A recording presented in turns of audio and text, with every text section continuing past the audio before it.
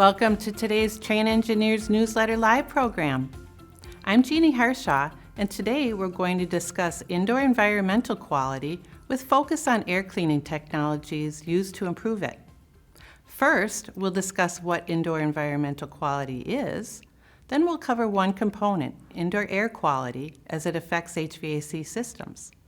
Then we'll review several air cleaning technologies. And finally, we'll learn about how IAQ can be monitored. Today we have Trane Application Engineers Chris Hsieh, Ronnie Moffitt, and Eric Sturm. So Chris, indoor air quality is a component of indoor environmental quality. Can you get us started with some definitions? What is indoor environmental quality? It can be grossly defined as human experiences inside the occupied space. Essentially, there are four categories that affect human experiences, namely thermal comfort, too hot, too cold, humidity, visual comfort, daylighting, lighting, acoustic, noise, privacy, and indoor air quality, indoor and outdoor contaminants. According to US EPA report, Healthy Building, Healthy People, published in 2001, American people spend 90% of their time indoors in the indoor environment, can be a huge factor to short and long-term human health and well-being. The COVID-19 pandemic has inevitably forced people to stay indoors for even longer durations. Making better indoor environment seems logical for people staying longer indoors.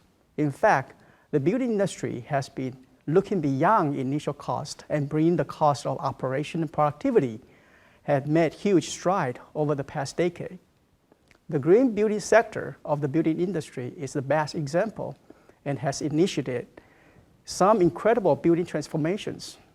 By bringing up green buildings, we intended to highlight where the term indoor environmental quality used the most in the building industry. IEQ is not only deeply rooted within green building standards, but also the practitioners. You will find the IEQ section inside all of these programs. USGBC's lead green building rating systems continue leading the way in green building constructions. International Code Council's International Green Construction Code, IGCC, powered by ASHRAE 189.1 Green Building Standard, and various state green building codes and policies, such as California CalGreen, are all good examples of green building programs or codes. In fact, there are a lot more commercial green building programs around the world. This is just a short list of examples. Green building programs are also available for residential sectors. In addition, International Well Building Institute, IWBI's Well Building Standard includes IAQ, thermal comfort, humidity, control, sound considerations, and air filtration. Although they do not use the name IEQ in any of its categories, they are still related to IEQ. And the most recent WELL program responding to COVID-19 pandemic is WELL Health and Safety Program, which includes ventilation, air treatment systems, monitoring, air quality, and moisture management. One of the most significant contributors of the green building movement is the amount of research activities. In fact, a research paper titled Impact of Indoor Environmental Quality on Occupant Well-Being and Comfort, a review of the literature published in 2016 provides a clear picture on these research activities. Most of this research literature was created after year 2000. The number of published papers in 15 years after the year 2000 were almost 4 times more than the previous 30 years. In this research paper, the authors indicated that there is a significant inference between IEQ and occupant well-being, comfort, as well as productivity. The authors also pointed out the importance of the designers and engineers to consider factors such as sick building syndrome, thermal, visual, and acoustic comfort at design. Some of the literature also pointed out that green building designs don't automatically guarantee that the building will be comfortable and ensure occupant well-being. Holistic views in all areas of design, including occupant well-being, building efficiency, and sustainability, should be considered. Since this is such a complex topic, how do we stay current on this issue besides research on IAQ topics regularly or subscribe to journals or special newsletters? To help stay informed and up to date, Trane Technologies has informed the Center for Healthy and Efficient Spaces. This center regularly engages the experts to advance indoor environmental policy, strategies, and solutions, establish a roadmap for more resilient and sustainable communities and spaces. Within the center's website, indoor environmental quality topics are shared through a podcast series and resources area. That's it for indoor environmental quality in the broad spectrum. Jeannie?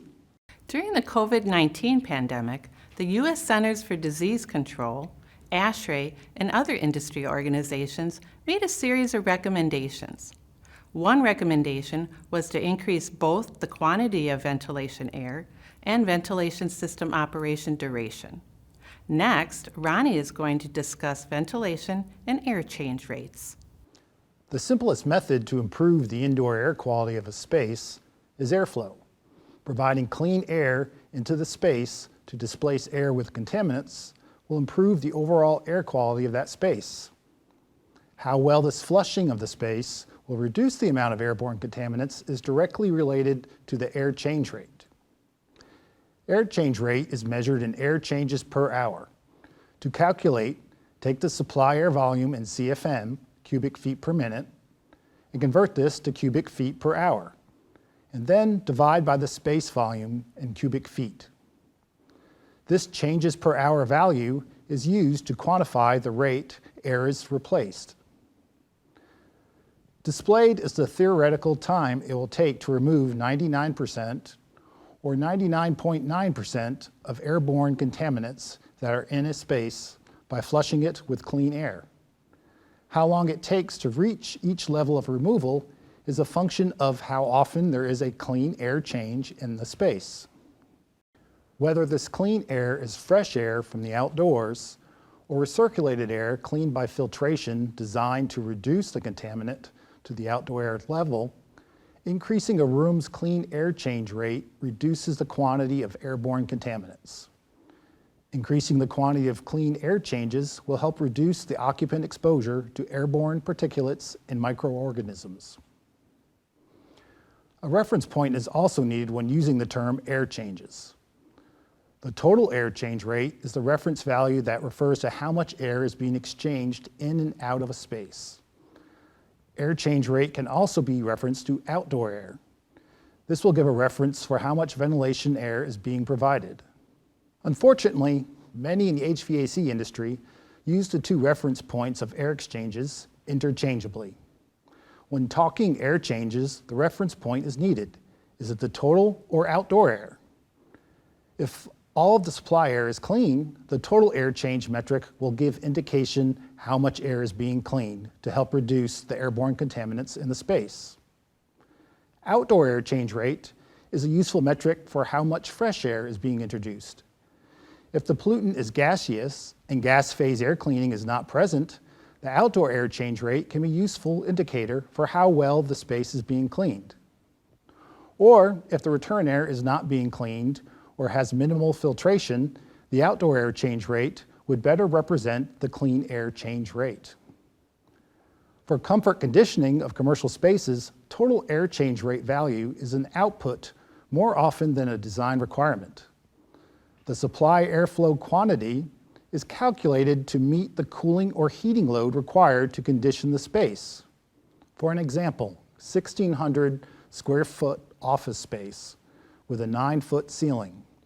To remove the sensible heat in this space at design with 55-degree Fahrenheit air, 1,000 CFM is needed. 1,000 CFM for 14,400 cubic foot volume results in 4.2 air changes per hour at peak design cooling. For heating, to account for heat loss in the space, using 95-degree Fahrenheit air, only 620 CFM of air is needed to heat. 2.6 air changes at peak heating design. The air change rate relative to outdoor air is tied to the amount required for ventilation. The amount of air needed for ventilation for this office space is 151 CFM, or 0.6 air changes per hour. Outdoor airflow required for ventilation is rarely enough airflow to condition the space at peak loads. Additional air is recirculated and conditioned to meet the cooling and heating loads. These rates only tell what the air change rate is at design in full occupancy. If the air from the space is only recirculated when there is a call for cooling or heating, hours when there is no heating or cooling, the air change rate could drop to the outdoor air change rate, 0.6 air changes per hour. If demand ventilation is in place and heating or cooling load is not significant, the minimum air change rate for the space will become whatever the minimum allowed turn down for the system equipment is. If there is only one person in the space, the ventilation required results in 0.4 air changes per hour for this example. Most equipment in the system will have a minimum airflow limit. This could be the airflow required to meet the fan minimum speed, or the minimum face velocity for a heat exchanger, or a minimum diffuser flow for a minimum flow required for whatever other components that are used to condition the space. This minimum could also dictate the flow. For this office example, it is 50%. As with most commercial spaces, the total airflow changes and outdoor air changes will be coincidental and will depend on the conditioning load and control mode or the occupancy level. The highest minimum allowed for that hour will be the rate the air is exchanged. During the pandemic in 2020, one of the first recommendations to improve the indoor air quality for systems in place was to disable demand-controlled ventilation and increase the system to 100% outdoor air if possible. Removing demand-controlled ventilation will put the lower limit of the total air changes of clean air equal to the ventilation rate that occurs at full occupancy. For some spaces, like this office example, that rate is not very high. The recommendations also considered increasing percentage of outdoor airflow above design outdoor airflow rates. Make the system 100% outdoor air if possible. The worst case assumption was made that the recirculated air was not being filtered or cleaned. So bringing in more outdoor air increases the clean air changes per hour to the total required to condition the space. Many hours of the year during cooling, most commercial systems already do this. During economizing, modes C and B on the chart, when outdoor air is cooler than return air, outdoor air is used to cool to save energy. This may have resulted in some systems changing to make an energy improvement if this mode was disabled or never in place. However, during heating or peak cooling hours, parts of the year where outdoor air resides in regions A and D shown on the psychrometric chart, this additional outdoor air will increase the required heating or cooling capacity condition in the space. Because of the challenges of using 100% outdoor air, it has also been suggested to use a combination of outdoor air and recirculated air cleaned by MERV 13 particulate filters to achieve the equivalent result.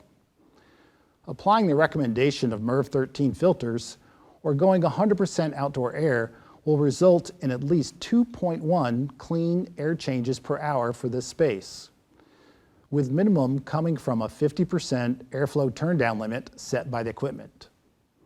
During peak cooling season, that airflow change rate will be higher. During heating, it will be near this rate. If air cleaning is a priority, air cleaning goals may dictate the minimum air change rate. As mentioned, minimum air change rates are specified in healthcare facilities. Each zone will have a prescribed minimum depending on how critical of nature the room is. For example, an operating room will have a high minimum air change rate, 20 air changes per hour. This is to reduce the number of particulates in the air that could increase the risk of infection when a patient is in surgery. For the operating room example, only 25% of the air exchanged is outdoor air. In lieu of outdoor air, the rest of the clean air introduced is a result of air recirculated through MERV 14 filters. For these type of applications, the required airflow for air cleaning is higher than what is needed to condition the air. The flow is set by cleaning requirements. The required airflow and cooling load determines the supply air temperature, and required airflow and dehumidification needs determine the supply air dew point temperature. This increases the need for reheat or other conditioning approaches, as supply air dew point temperature is often much lower than the supply air temperature. Air change rates will vary by space. For other areas of a hospital, like a critical care space, the total air change rate required is 6. For clean rooms used in electronic manufacturing, airborne particulate matter is measured, and the air change rate can be very high to obtain low particulate count required for the room. These types of spaces, the air change rate will be prescribed and controlled. Most spaces, the air change rate will be coincidental and vary greatly depending on application. For example, a classroom in comparison to an open office space will have a higher total air change and outdoor air change rate. Why? This space is more densely populated and will require more ventilation. The design cooling load for this space is higher for the same volume room, so the total air change rate at design will be higher. Should the minimum air change rate be part of the design specifications prescribed for the HVAC design in these other spaces? The ASHRAE Epidemic Task Force in January 2021 recommended several HVAC system operation recommendations. One was about between occupancy periods of a space. If one determines it is necessary to flush the space between occupancy periods, it was recommended to run the system to get 3 clean air changes, with clean being MERV 13 filter or greater equivalent. In the application for the classroom example, if epidemic conditions of concern were present, it would take 26 minutes at design, 6.9 air changes per hour, to get 3 air changes. If the outdoor air was the only clean air, then it would take an hour to flush. What about during occupied times? During the epidemic, the recommendations were to maintain equivalent clean air supply required for design occupancy when anyone was present. What is this clean airflow rate required during occupancy? The HVAC industry has not determined the minimum air change rates for the purpose of air cleaning, and these are not specified outside of healthcare. However, most, if not all, air cleaning technologies will need a certain amount of air to be moved or exchanged to clean the air in the space.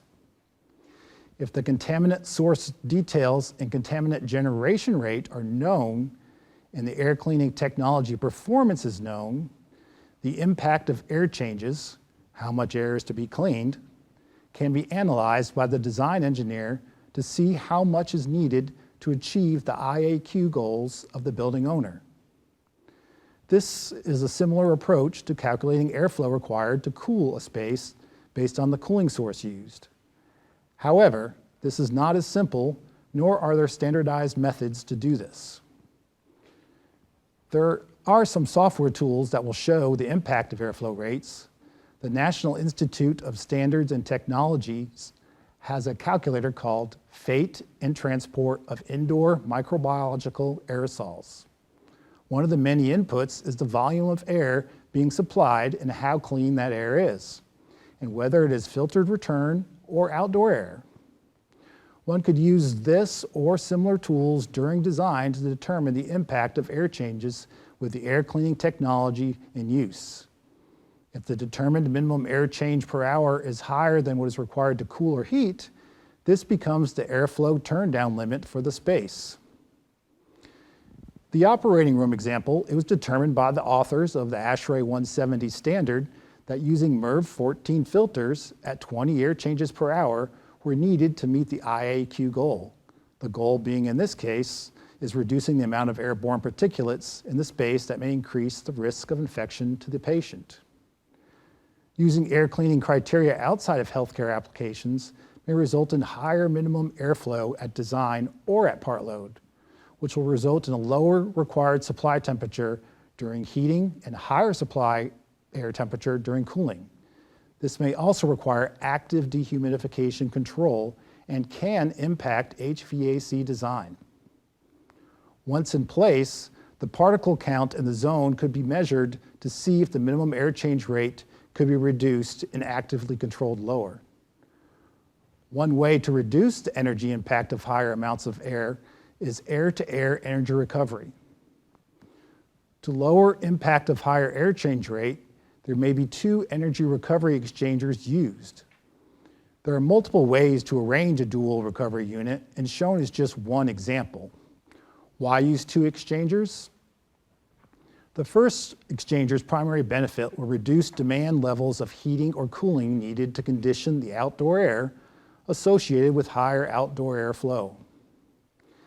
As mentioned before, if the air change rate for a space is held higher than is needed to condition a space, it will need a warmer supply temperature to cool. To maintain dehumidification performance, this may require reheat. A second recovery exchanger is used to lower the sensible heat ratio of the equipment and remove or reduce the need for reheat while using a higher total air change rate. The pandemic in 2020 brought more attention to what exhaust air transfer occurs from recovering energy from the exhaust air. For most commercial applications, air-to-air energy recovery exchangers, this exhaust transfer can be calculated and certified. Most exchangers can be applied with the exhaust leakage potential either removed or reduced to a level within a limit specified in the ASHRAE standard 62.1 ventilation standard. What about transfer of air within the building itself? Another IAQ technique used in healthcare is room pressure control. An operating room is positive relative to the corridor to prevent unfiltered air infiltrating the room. Isolation rooms are negative to prevent exfiltrating from the room. Applying this type of pressure control to a typical commercial building and rooms is impractical and most likely unattainable. However, this concept of directional flow, pushing air from the cleanest zones to the dirtiest, can be applied at the building level for most commercial buildings. Many buildings will have a public area or an entry area and another portion of the building for occupants, with different HVAC systems serving each. For example, the back half of a school building with classrooms will often have a different central exhaust fan than the front visitor section. Central exhaust fans have the purpose of keeping the building envelope properly pressurized. The two systems could be controlled to have the back half more positive than the front. So overall, if there is air transferred between the two portions of the building, the air will flow from back to the front public areas. If directional room-to-room flow is desired within the same area served by a single central exhaust fan, this will require a supply VAV box and a return VAV box with a pressure-independent damper. The return VAV box will have an airflow offset from the supply airflow. An example here may be the nurse's station or similar room. Measuring supply airflow will ensure the room receives the air changes specified. But if the room return airflow is not measured, then there is no confirmation that the clean air simply isn't flushing the room into the rest of the building versus drawing it back into the return duct in that room, where it then can be filtered or exhausted. In summary, the air system design for most buildings are designed to meet HVAC requirements. Air cleaning, when considered, may change those requirements. How much supply air? May be dictated by a target total air change rate for IAQ goals, not just to maintain thermal comfort. How much outdoor air? maybe to meet an outdoor air change rate for IAQ, not just to meet the ventilation requirements. Exhaust air control. This may not be just for building pressure control, but also directional area-to-area flow through the building. Air-to-air energy recovery. This may have been used before to help reduce peak loads. The benefits will increase with IAQ considered. The quantity used may also increase to help meet the conditioning requirements when higher limits for air change rates are specified. Thanks, Ronnie. There are a variety of air cleaning technologies in the marketplace. Each has advantages and drawbacks in a given space. Next, Eric and Chris will review some of these technologies and considerations for using them. When we talk about cleaning air, it's important to start with what's being cleaned from the air. Understanding this will affect the choices of air cleaning devices. Particulate matter, also known as particle pollution or PM, is a complex mixture of extremely small particles and liquid droplets. Particle pollution is made up of several components, including acids, such as nitrates and sulfates, organic chemicals, metals, and soil or dust particles. Particulate matter is generally measured in microns or micrometers, which is 1/1,000,000th of a meter. The size of particles is directly linked to the potential for causing health problems.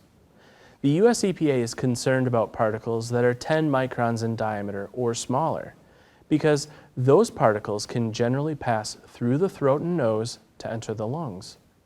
Once inhaled, some of these particles can affect the heart and lungs and cause serious health effects. For sizing, particles can be divided into 3 categories. Coarse, those particles at 10 microns and smaller, such as human hair, skin flakes, dust, and pollens. Fine, at 2.5 microns and smaller, combustion products, bacteria, and fungi. And finally, ultrafine, at 0.1 microns and smaller. Examples include vehicle emissions and viruses. This chart helps show various particle sizes compared to each other. These include pollens, spores, molds, droplet nuclei, unattached viruses, dust, and various combustion products. Across the top, you'll see particle diameter in microns. Across the bottom, you'll see the classification we just discussed: coarse, fine, and ultrafine. The human eye can see particles to about 10 microns, which is 1/100th of a millimeter. Next, anything less than 2.5 microns is respirable.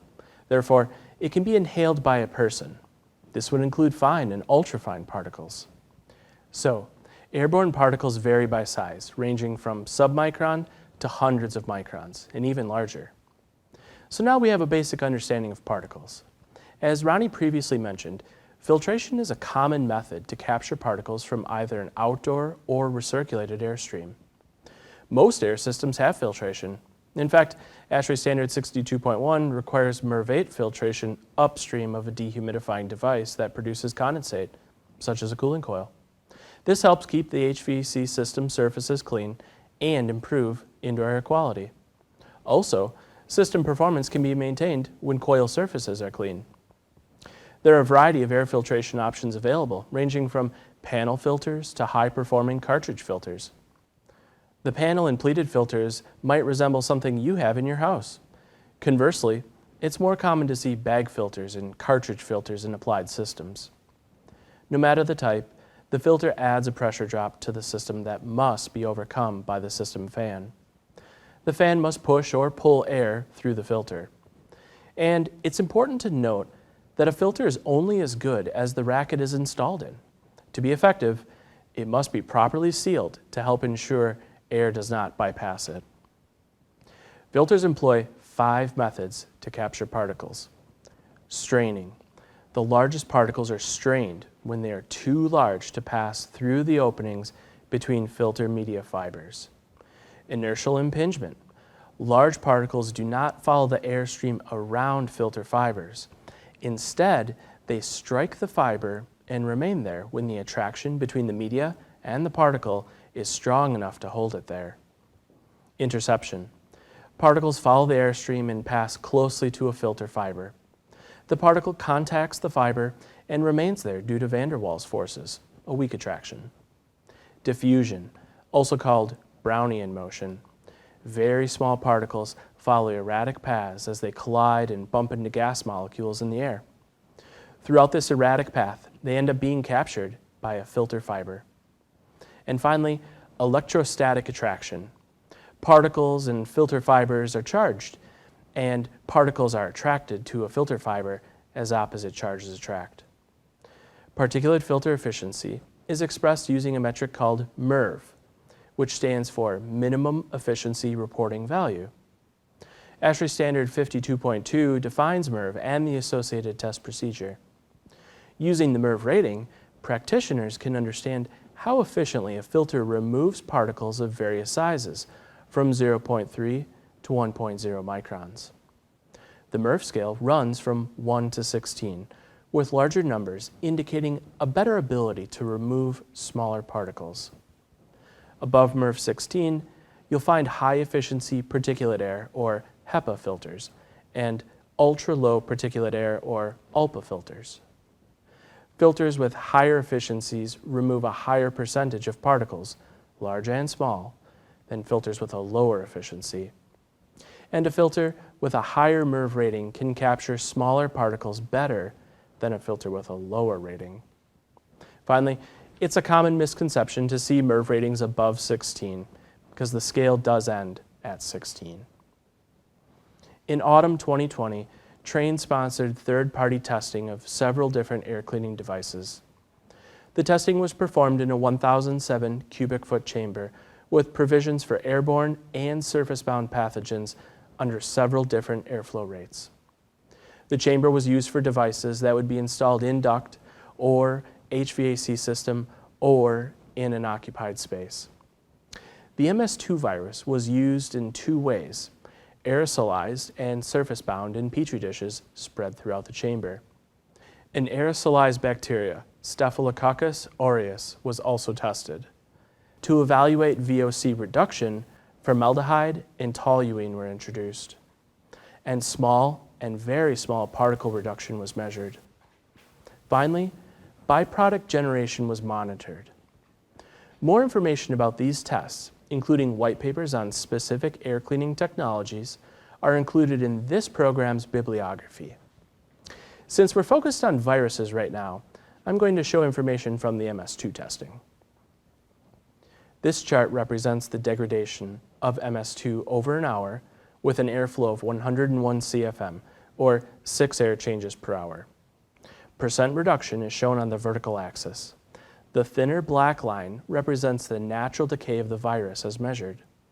The thicker black line shows virus reduction with MERV 13 filtration. The filter reduced the presence of the virus in the test chamber. So let's review the advantages and drawbacks for filters.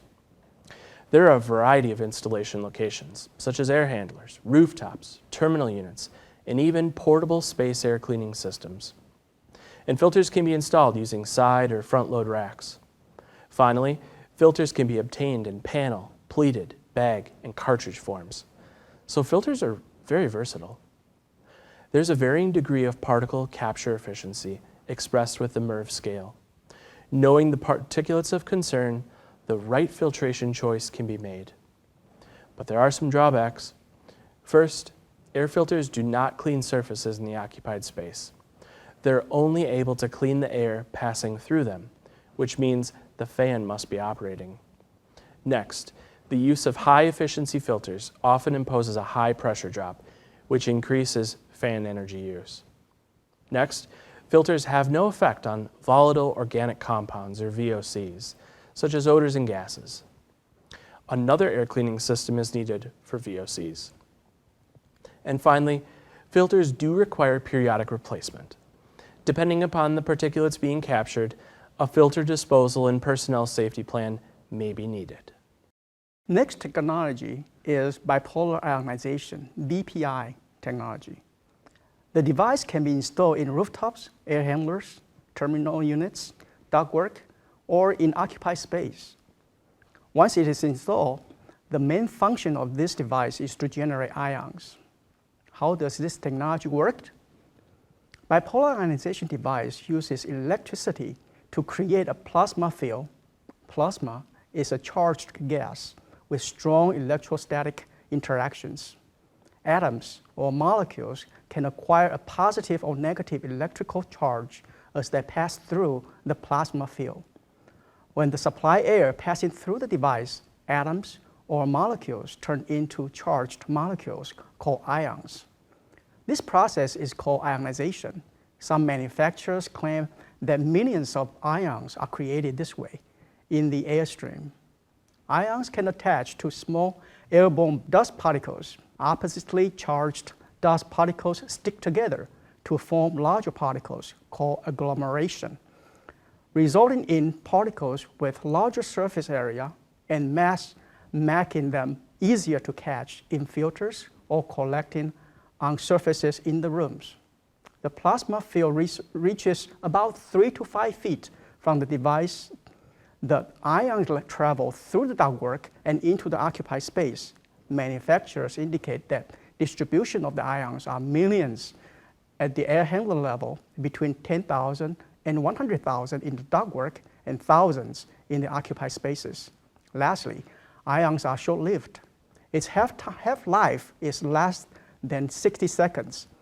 If the intention is for ions to reach the space, the device should be installed near to the space. Earlier versions of bipolar ionization devices are also called corona discharge ionization or plasma tubes. They are constructed with inner filament, a glass tube, and outer filament. The glass portion is often weakest link, meaning they require frequent replacement. Another bipolar ionization device is the needle point bipolar ionizer. Depending on the manufacturers, needle point bipolar ionization devices consist of carbon fiber, titanium, silver, gold, stainless steel, and other corrosive resistant and conductive materials.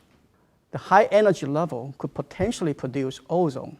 Although ozone is a known substance for cleaning the air, it is also widely accepted that high ozone level can be harmful to humans, especially for people with pre-existing conditions. To ensure safety, ASHRAE 62.1 2019 also requires air cleaning devices to comply with UL 2998, which limits the ozone production of the tested device less than 5 ppb. We use one manufacturer's needlepoint bipolar ionization device to perform a series of tests in different configurations, including without filter, with MERV8 filter upstream, with the filter downstream, and just the natural decay. The third-party tested results for airborne MS2 virus removal using various configurations of needlepoint bipolar ionization device are shown in the graph. After 10 minutes, the BPI with MERV8 filter upstream reduced airborne pathogens by 60%. Test results further indicated that pathogens were reduced by almost 90% after 20 minutes. As you can see in the graphics, care must be taken in use of BPI to ensure there is no filter located downstream of the device, as this capture or negate the ions created. Further results on BPI technology can be found in our published BPI white paper. The direct download URL is listed in our bibliography. Let's look at the advantages and drawbacks of bipolar ionization technology. The advantage include, first, it increases particulate captures through agglomeration, which makes the particulate size larger so that they can be captured by filters or fall out of the air. Low air pressure drop prevents the need to modify existing fans or rebalance the unit. Oftentimes, the existing equipment does not require additional sections. Low power requirements. It uses 24-volt AC power.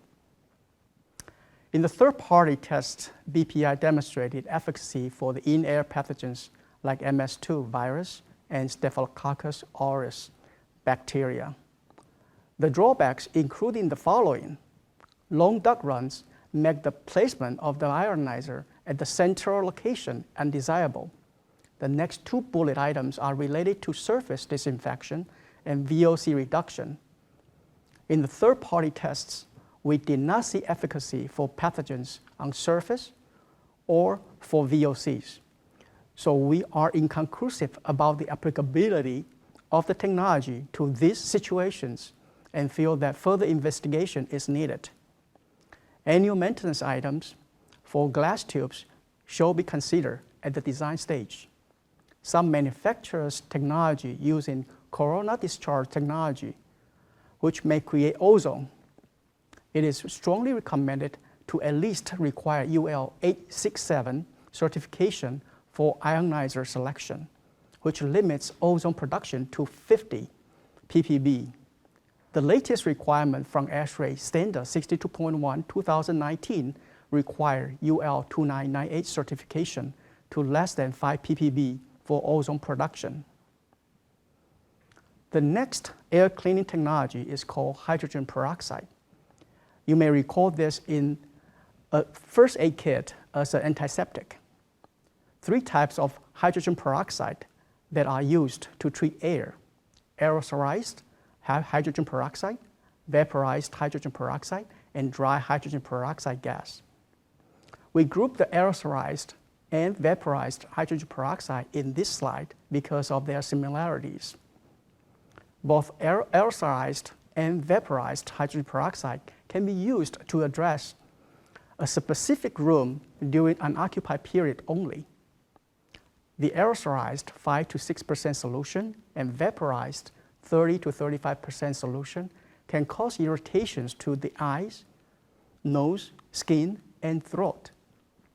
The usage of the product is limited in the unoccupied hours, closely sealed room, and limited exposure time. After the usage of the product, proper removal through dilution or natural decomposition over time is also required. Their common applications are in hospitals and laboratories. Let's turn our attention to hydrogen peroxide in gas format, also known as dry hydrogen peroxide or DHP. Since the DHP unit can be located in the terminal units, in duct, or stand alone in the room without interrupting building and occupant's operation, this dry hydrogen peroxide technology can be widely used at many different applications in the building industry. There are only 1 to 10 parts per billion of DHP generated by the device as compared to the OSHA established safety limit of 1,000 ppb. This hydrogen peroxide production is within acceptable safety thresholds for occupied spaces. The operating principle is simple: generate and transport DHP to the occupied space. DHP is created from ambient oxygen and humidity in the air. The oxygen and humidity are broken apart by a photocatalytic reaction and put back together as hydrogen peroxide in its gas form. Microbes require water to survive and will naturally attract water molecules from the environment. Hydrogen peroxide molecules are very similar in structure to water molecules and thus are also attracted to the same receptor site on the microbes. However, unlike water molecules, hydrogen peroxide oxidize the microbe's cell membrane and disrupt their chemical structure. We use one manufacturer's standalone and in-duct devices to perform a series of tests in different configurations, including the devices in chamber for the in-chamber testing, as well as the device in the center of the duct and near the diffuser for the in-duct testing. The DHP devices we tested were effective in removing both in-air and on-surface MS2 virus, as well as the VOCs. As shown in the third-party in-chamber testing results, in 10 minutes, standalone DHP1 and standalone DHP2 reduces pathogens by 68% and 74% respectively. In 20 minutes, they can further reduce pathogens by almost 85%. The advantage of hydrogen peroxide technologies include the following: effective against microbe biological organisms both in the air and on surface continuously, effective for odor and VOC reduction. There's negligible air pressure drop for the standalone units. For induct units, the pressure drop curve will be associated with the size of the ductwork and air velocity. The power consumption for the induct unit is the energy to energize the light bulb. It is less than 70 watts. DHP can operate at a low concentration within air and on surface treatment continuously. The standalone unit can be operated when the central air conditioning system is not operating. Drawbacks are as follows. The occupants cannot be present for the aerosolized and vaporized hydrogen peroxide. Hydrogen peroxide do not have the ability to contain particulates. Dry hydrogen peroxide will require periodic replacement for photocatalytic system and filters. Further results on DHP technology can be found in our published white paper. The direct download URL is listed in our bibliography. The next technology we're going to review is photocatalytic oxidation, sometimes abbreviated PCO. This technology uses an ultraviolet lamp to shine on the surface of a catalyst, often a mesh covered with titanium dioxide, to create highly reactive hydroxyl radicals. A microbiological organism's membrane or cell wall is destroyed upon contact with the hydroxyl radical, a process called lysis. So, unlike a filter, which captures particulates and microbiological organisms, this technology inactivates them. Photocatalytic oxidation can be applied directly within the supply air stream because it has a low airside pressure drop. Often, a PCO system includes a pre-filter. The filter is used to ensure the catalyst remains relatively clean, along with the other components within the system, like the coil and fan. If installed immediately downstream of the cooling coil, the UV light in the PCO system has the added benefit of shining upon these surfaces, which are at high humidity. So this can help control microbial growth. We'll talk about UV shortly. A photocatalytic oxidation system with a MERV8 pre-filter was tested at 6 air changes per hour. The MS2 reduction is better than the natural viral decay, indicating the system's ability to reduce the virus in the test chamber. Photocatalytic oxidation systems are flexible. They can be installed in air handlers, rooftops, in duct systems, and standalone. This technology can inactivate microbiological organisms. When paired with a pre-filter, its ability to reduce total contaminant volume is even better. Photocatalytic oxidation can be used to control VOCs and odors. And finally, the catalyst has a very low air pressure drop. But there are some drawbacks. First, care must be taken to not expose people to ultraviolet energy. Certain materials will degrade under these conditions as well. Next, the system does require design expertise for sizing and specification. As a result, it's often available from equipment manufacturers as a factory-designed, factory-installed option. To keep the catalyst clean, many systems require an efficient pre-filter, for example, MERV8 to MERV13. So this is both an advantage and a disadvantage. It's great for filtering, but it does add pressure drop and expense. Next, the system does not clean surfaces within the occupied space. PCO only cleans air circulated by the system fan. Finally, for maintenance, there are several considerations. First, the pre-filter will require periodic replacement. The UV lamp will also need periodic replacement, perhaps annually or once every couple years. And finally, the catalyst may require replacement. Some manufacturers claim the catalyst will last the life of the air handler or rooftop under normal usage. The next technology we're going to talk about is ultraviolet germicidal irradiation, also known as GUV, UV, or UVGI. This technology has been applied in air handlers and rooftops for a long time. The fixtures might be installed downstream of the cooling coil for airstream cleaning, or could be installed in a duct system to treat the passing air. In addition, there are some applications where UVGI is applied in the occupied space. One variant irradiates surfaces and the air when the space is unoccupied. Another variant, called an upper air system, irradiates the air above head level in the space during both occupied and unoccupied periods. Here's a portion of the electromagnetic spectrum. The ultraviolet spectrum is just before the visible light spectrum, meaning the wavelengths are shorter than what the human eye can see.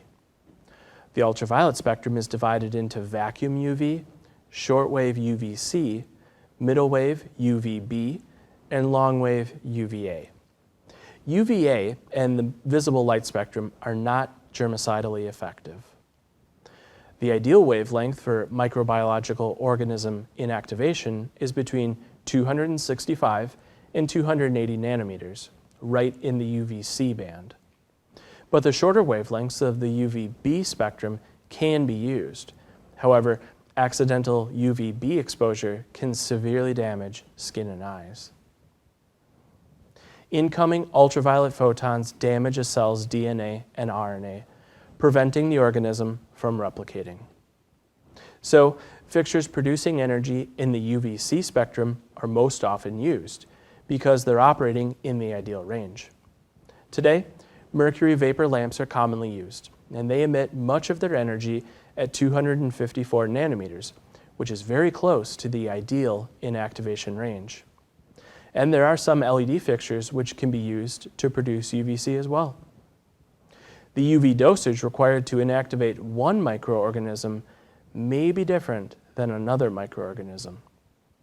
As of this recording, the current dosage recommendation from ASHRAE is 1,500 microjoules per square centimeter.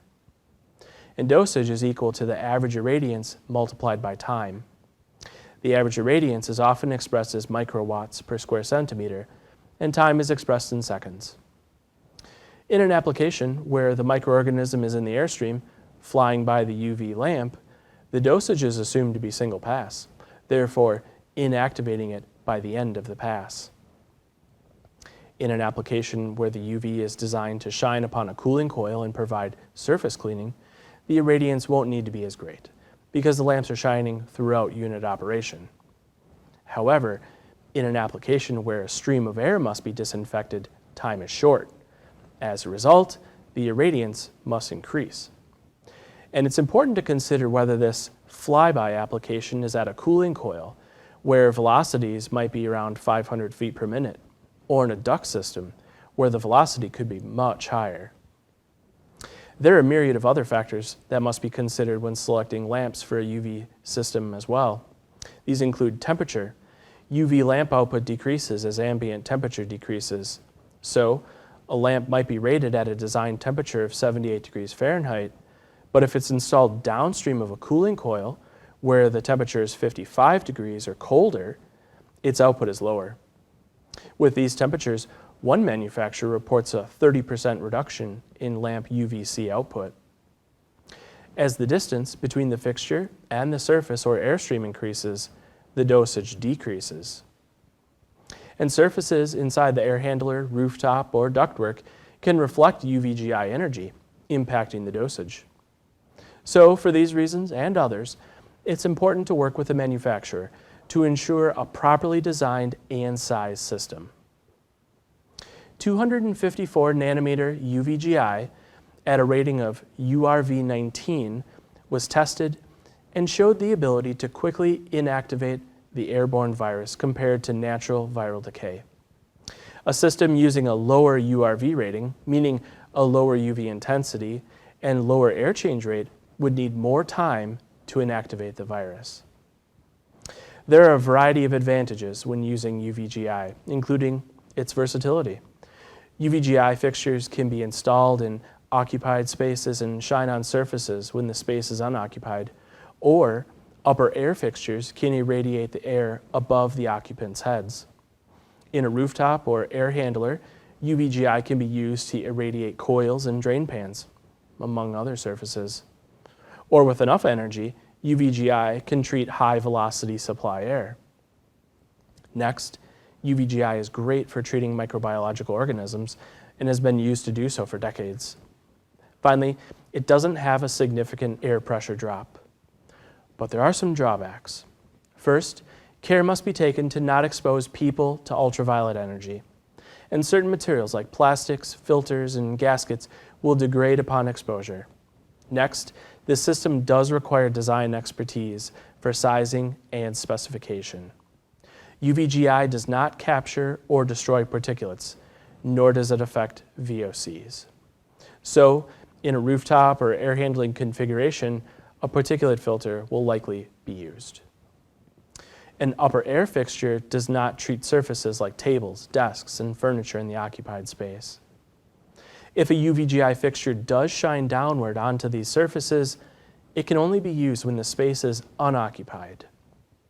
And it's important to consider what materials comprise the surfaces and furniture that are being irradiated. Finally, lamp maintenance must also be considered. It's important to replace lamps whose output has degraded beyond manufacturer specification. Next, we'll spend some time understanding how indoor air quality can be monitored. In addition to the implementation of air cleaning technologies, building owners and occupants want to know that these technologies are working. Owners want to know if there's an IEQ problem, where it is, and what can be done about it. They also want to demonstrate to occupants that actions have been taken that are effective. Occupants want to know if the building can be occupied, what's been done to address indoor air quality, and whether these systems are functioning correctly. Buildings already have a variety of sensing and controls. Many have sensors to measure temperature, relative humidity, and sometimes carbon dioxide. And buildings may have a building automation system to implement system-level automation. Dashboards may be in place to show information to occupants. But these sensors don't necessarily measure things related to IAQ, like particulates. So, new sensors may be required to monitor indoor air quality. There are sensors available on the market that measure contaminants. This information can be relayed back to the building automation system and used to help make decisions about outdoor airflow rates, whether to disable demand-controlled ventilation, enable or disable connected air cleaning devices, and display useful information on dashboards. These sensors might measure temperature, relative humidity, carbon monoxide, carbon dioxide, particulate matter, total volatile organic compounds, or TVOCs. Some sensors may also measure lighting levels and sound pressure. So this type of sensor might help with indoor air quality because it covers more aspects beyond traditional sensors. Here are some example measurements taken for a 24-hour period in a lobby during the heating season. On the primary vertical axis, you can see the space temperature in red, and it stays close to 70 degrees, while space relative humidity in blue stays around 30% on the secondary vertical axis. And here you can see total volatile organic compounds fluctuating in red. This midday spike was caused through the use of chemical cleaners in the space. On the secondary vertical axis, you can see PM2.5 fine particulates with low fluctuation in blue. And finally, lighting levels in red show some swings as automatic lights are enabled and disabled. A-weighted sound pressure in blue is plotted on the secondary vertical axis and shows that noise levels are relatively constant throughout the day. Right now, there are several types of IAQ sensor on the market. There's a local sensor, much like a zone sensor, that's placed within the zone. The sensor itself contains all the components needed to make measurements and display them. This type of device distributes the sensing duties throughout the occupied spaces. So, sensors are required in all areas that require IAQ measurements. Another type of sensor centralizes the measurements. Pneumatic tubing is used to transport air from the various zones back to a single set of centralized sensors. This allows for fewer calibrated sensors, and it also provides additional flexibility to add sensors. Instead of adding a new sensor to each zone, a sensor is just added to the centralized measuring device. Both types of sensor offer BAS integration, user interfaces, and dashboard options. We hope you enjoyed this E&L program on indoor environmental quality. As always, the bibliography included in your handout provides more information on where to find several resources related to today's topic. Or contact your local Trane account manager for specific information on Trane systems, equipment, controls, and services. For those of you seeking continuing education credit, check out the newest online courses at Trane.com under Self-Paced Learning. And fill out a survey to let us know what you thought of today's program. Thanks for joining us today. We look forward to seeing you next time.